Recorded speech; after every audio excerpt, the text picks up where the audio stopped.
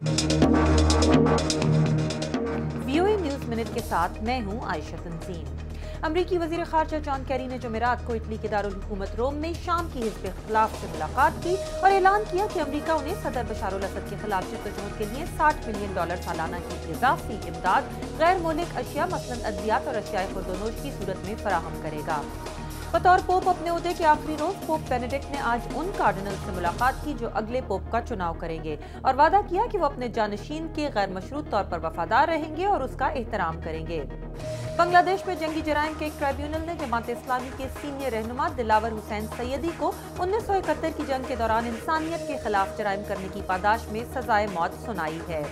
और Los Angeles की Ted conference में एक ऐसे कंप्यूटर की नुमाइश की गई जो 3D इमेजेस दिखा सकेगा।